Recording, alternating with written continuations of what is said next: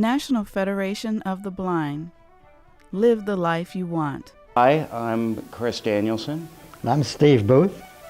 Steve and I have had the privilege of traveling to Ireland twice, so we thought on this St. Patrick's Day we would share some of our experiences with you.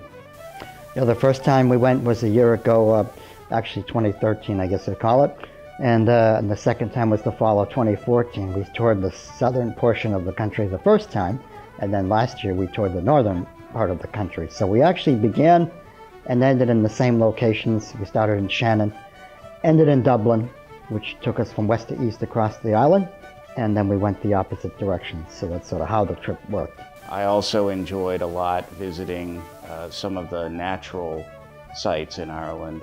Two that we visited were the Cliffs of Moher and the Giant's Causeway, which are both huge natural formations.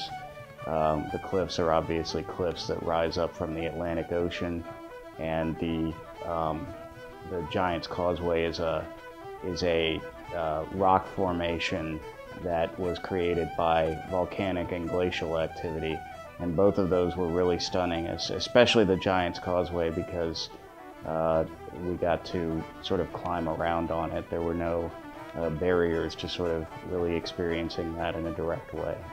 And the people were friendly, and I think maybe because the country is smaller and more homogeneous, and that, you do have a lot of immigrants and people coming into the country from other countries, especially in the cities. But when you got to the smaller communities, I think we found that it was more relaxed and more laid back, more of a less tension than you feel here. I think blind people should be very comfortable traveling anywhere they would like to travel. Obviously, different places have their different challenges, and Ireland in particular, despite all the problems they've had, it's a very modern country, very developed. All the amenities that you would want will tend to be there, and so I think that's a little different from traveling to a place that might present some more challenges because it's less developed. But in terms of being able to participate in the activities and to do the things that other people who visit the country do and to enjoy those, I think Ireland is terrific on that. We were never given any trouble about whether we could, climb up the hill to the Cliffs of Moher or climb around on the Giant's Causeway. The people were helpful, but not overly so. They would ask if you needed assistance, and if you said yes, they would do whatever they could for you. And if you said no, they tended to accept your answer and go on.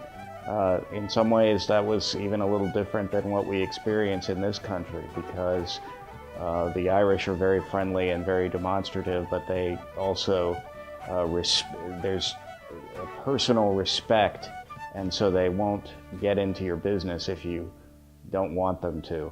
So there's really no reason not to travel to Ireland in particular. I don't think to any place. The people on our tour, who were all from the States here, pretty much, once they got to know us and knew that we were up for it, when you give confidence back, you get it in return. So as we showed that we had confidence in what we were trying to do, I think it showed them that they could have confidence in us and be friendly with us. So it sort of grew as the days went by. We got to know a number of people on the tour, and they would help us, we'd help them, and it all began to come together. And then when you'd go to the hotels and things, one place asked us if we wanted to change our room, but again, we weren't told we had to. As soon as we said no, we were fine with the one we had.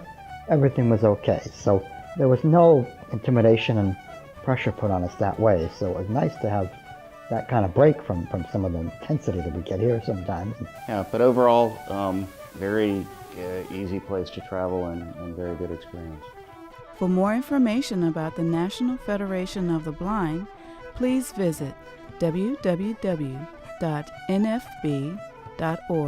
or call 410-659-9314.